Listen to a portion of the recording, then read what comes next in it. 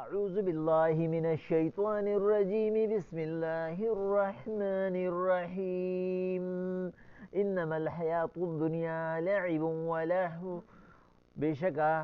ژوند د دنیا په مقابله د آخرت کې پشان د لبو تماشو دی وَإِن تُؤْمِنُوا وَتَتَّقُوا يُؤْتِكُمْ أُجُورَكُمْ کچری تاسو ایمان راوړی کامل او فرزګاری وکړئ تاسو ته به ملو شي بدله د دې ولا يسألكم اموالكم او تاسو نه به تپوس اونشي تاسو د مال ان يسألكموها او کچری تاسو نه تپوس وشي فيخفكم نو تاسو به پټ کې تبخلوا شمتوب بوکې ويخرج اذعانكم الله بخکاره کی تاسو شمتوب او تاسو بخل ها انتم هؤلاء تاسو آغا خلقی تدعون لتنفقوا فی سبیل الله چې کله تاسو ته دعوت درکړي شي چې خرچو کې په لار د الله کې فمنکم من یبخل بعضې په تاسو کې هغه خلک دی چې شمتوب وکړي ومن یبخل فانما یبخل عن نفسه او چا چې شمتوب وکړو ځان له نقصان وکړو والله العنی وانتم الفقراء الله بے پروا دی او تاسو محتاج یې وَإِن تَتَوَلَّوْا او کتاسو د الله حکم اونمنه یستبدل قوما غیرکم الله بستاسو په ځای بل قوم راولي ثم لا یکونوا امثالکم چې هغه بستاسو په شان نه الله پاک د سوره محمد په دې اخیری آیاتونو کې انسان ته او بیا خاص کر مسلمان ته یو داسې عجیبه اصول کې خو ده چې د مسلمان په حیثیت باندې په قرآن کې بس دا یو آیات د دې انسان د لپاره کافي دی الله پاک وی پیغمبر علیه الصلاۃ والسلام انما الحیات الدنیا لعب ولهو مثال د دې دنیا په مقابله د آخرت کې پشان د لوبې تماشې دي لوبه او تماشا په دې کې لږ غونته فرق دی لوبه ویلی شي هغه څه چې د هغې یو ټایم مقرري او په هغه ساعت کې د هغې څه فایده نقصاني لکه مونږ به ووایو لکه کرکټ شو یا داسې نور چې کوم دی نو کیلونه شو چې ګنټې 2 ګنټې ورځې 5 ورځې او د هغې فایده نقصان داسې چې په هغې کې چې کوم دی نو د چا رزق هم لګېدلي او په هغې کې څه پیسه هم میلاویږي او تماشه دی ته وایي چې په میله کې یو مداري راشي او هغه خپله دوایي خرڅوي یا ماشومان چې کوم دی نو هغې ګوډیانې جوړېږي لږې لبې پیو کې روانېږي یا کوټڼۍ جوړېږي او لته وله ورکېږي نو هېڅ فایدې هم نه فضول سي نو الله وایي د دې دنیا مثال د آخرت په مقابله کې دک شانتی دی لکه چې د دې اډو څه حیثیت نشته د هغه انسان دپاره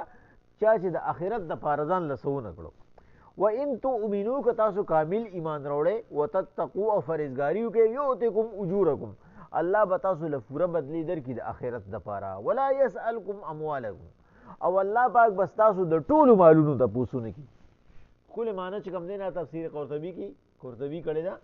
هغه وایي د دې نه مقصد ټول مالونه دي یعنی الله تاسو ته دا نه وایي چې تاسو خپل ټول مال هغه په دین کې ولګوئ ټول مال هغه د الله په لار کې ولګوئ نه الله پاک تاسو له هغې کې یو پرسنټیج ایښی دی او هغه ستاسو د خپلې محتاجۍ او ستاسو د خپلې کمزورۍ مطابق دی لکه په زکات کې 40 ده او په فصل کې چې کوم دی نو عشر دی او شلمه ده داسې چې کوم دی نو د دې نه مقصد امام قرطبي وایي دا دی چې الله ستاسو نه ټول مال نه غواړي ولې د هغې تفسیر الله پاک تفسیر بالقرآن قرآن بالقرآن په خپله کړی دی مونږ ویلي د تفسیر اقسام مونږ بیان کړو یو هغه تفسیر دی چې الله پاک د هغې په قرآن کې په خپله جواب ورکړي الله وایي لکه څنګه ولا یسألکم اموالکم ستاسو نه به ټول مالونه ونه غواړي ان یسألکموها فیخفکم که چېرې ستاسو نه الله ټول مال وغواړي نو تاسو بیا پټ کړئ د ټول مال نه مقصد څه دی مونږ خبره وکړه لکه یو کس دی او هغه چې کوم دی نو تا پسې لګېدلی دی هغه چانده غواړي او هغه وایي ماله مدرسه جوړه کړه ماله جومات جوړ کړه ماله اسپتال جوړ کړه ماله سړک جوړ کړه چا سره دومره سیوا کېږي چې هغه ټولې خبرې ومني ته یو کس ته وایې ماله مدرسه جوړه کړه هغه به وایي راشه دی خو لږې لږې نه علي غونډه مدرسه غواړي وایي ما سره نشته الله وایي ولا وان يسألكموها فيخفكم تبخلوا او تاسو به بخل وکئ بیا به تاسو هغه ادا نه کړی شي چې یو سړی ستا نه غونډ مال غواړي چې بهي ته خو اسیم مالدار یې دومره زکات وباسې دا غونډ زکات ما له راکړه چې چې زه په ځان له جومات کې کارپېټ وغواړم، زه په ځان ته جومات کې فټینګ وکړم د ګیس دپاره، زه په دا وکړم، زه په ځان له مدرسه جوړه کړم، یا زما باندې قرض دی چې قرض خلاص کړم. نو الله پاک وایي تبخلو، تاسو به بخلو کې ویخرج اذعانکم، او ستاسو هغه کینه او شومتوب به ښکاره شي چې تاسو خپل مال هغې سره دومره مینه کوئ چې هغه ټول تاسو د الله په لار کې نه شئ لګولی. ها انتم هؤلاء، الله پاک خبره نوره واضحه کوي. لکه بعضې بنده به وایي چې بھائی زه ټیک شوه، الله پاک هلته وایي ټول مال دنه نه غواړم، دلته الله وایي تاسو به یې پټ کې. د دې نه څه مقصد دی د الله؟ الله وایي ها انتم هؤلاء، تاسو هغه خلک یې، یعنی ای انسانانو په تاسو کې هغه خلک شته دي، تدعونه که چېرې د هغې ته بلنه وکړي شي، که هغې له دعوت ورکړي شي، لتنفقوا فی سبیل الله، چې تاسو خپل ټول مال خرچه کړئ په لار د الله کې. خپل بس ستا یو شاګرد دی، ستا خپل بنده دی، ستا ورور دی، ته ورته وایې په دې دومره مال باندې به ته څه کوې؟ ستا خو دومره نه لګي. لکه موږ بل درس چې کوم دی نو د خاتم ابن اعصم رضی الله تعالی عنه رحمه الله هغه خبره کړې وه چې هغه وایي بھائی ټیک ده چې ته استاد جي ته دې ته اسراف وایې چې ته په سنګله باندې وپېرې اوبه واچوې، خو دا خو اسراف دی چې تا بنګله جوړه کړې ده، ته خو د خټو په کور کې موسېدی شو. نو الله پاک وایي پیغمبر علیهم الصلاة والسلام که چېرې دې له دعوت ورکړي شي دا ټول مال د الله په لار کې خرچه کړې، نو بیا به دې څه وکړي؟ فمنکم من یبخل، ټول به داسې نه وي، خو څه خلک به داسې وي چې به پکې بخل کړي. ومن یبخل فانما یبخل عن نفسه، او چا چې بخل وکړو ځان له نقصان وکړو. ځکه چې ته چې د یو سړي نه د مدرسې د جومات دپاره غواړې، نو که چېرې هغه تا له درکړه ونه کړه نه ځان له نقصان وکړو، ځکه چې دا مدرسه یوازې په هغه نه ده، دا مدرسه چې ده به الله پاک د هغه نه بل ځای ته اوسي، بل ځای خلک به ښه جوړه کړي، او بل ځای خلک به هغې نه ښه فایده والي. لکه پیغمبر علیهم الصلاة والسلام چې د مکې خلکو ته نه فایده وانغسته، پیغمبر صلی الله علیه وسلم الله مدینې ته بوتو، پیدا مکه کې شو او ټوله فایده ترې مدینې ته ووته. د مدینې خلکو ته نه ډېره، مکې خلکو ته نه ډېره لږه فایده واغسته. الله پاک وایي پیغمبر علیهم الصلاة والسلام ومن یبخل فانما یبخل عن نفسه، چا چې شومتوب وکړو، چا چې ورکړه ونه کړه، چا چې خرچه ونه کړه،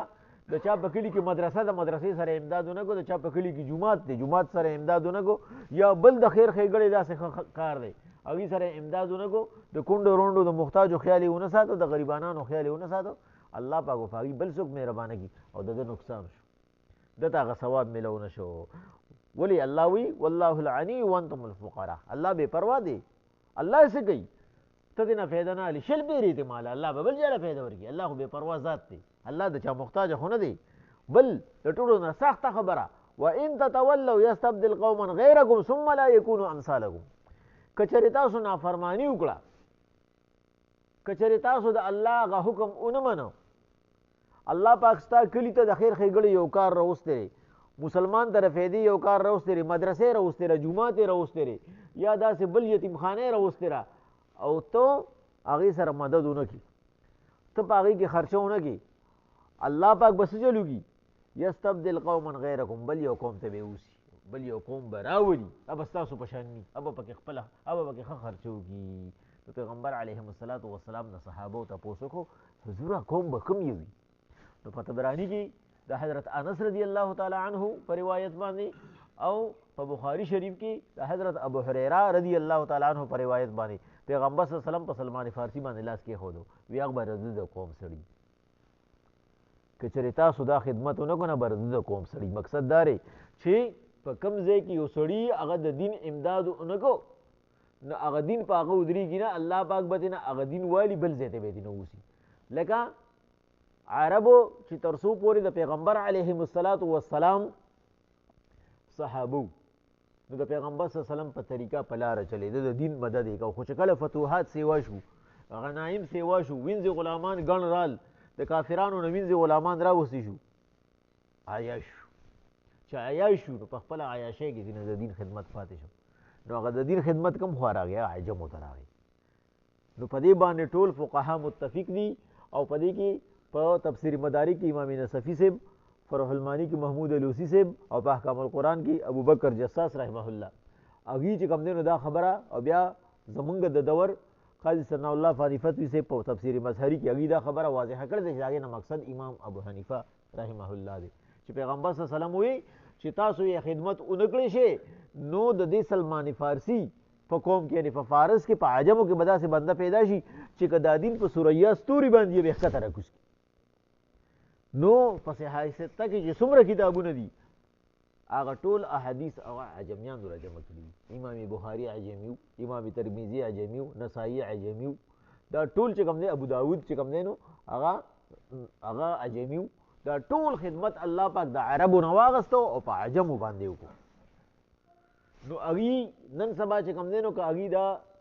احسان الله شیخ صاحب وایي زه چې تللی وم حج له نو ما سره هغه یو عربي په جګړه شوی ما ته یې وایي چې تاسو د قرآن کم خدمت وکړو او تاسو د احادیثو کوم خدمت وکړو. نو ما ورته وایي چې د قرآن خدمت خو الله پاک په خپله باندې اغستی دی او پیغمبر صلی الله علیه وسلم لی ورکړی دی. الله وایي دی ذمواري ما اغستی ده خو دا امام بخاري څوک و دا ترمیزي څوک و بس وی سر یې ښکته کړو. ما ورته دا ټول عجمیان دي عربو په دې کې څه کړي دي. هغوی خو هغه د صحابو دور کې چې څه کړي دي بیا خو هغوی خپلې عیاشۍ په مخ اغستي دي. هغوی باندې خو دنیا راوورېده د پیغمبر صلی الله علیه وسلم هغه برکات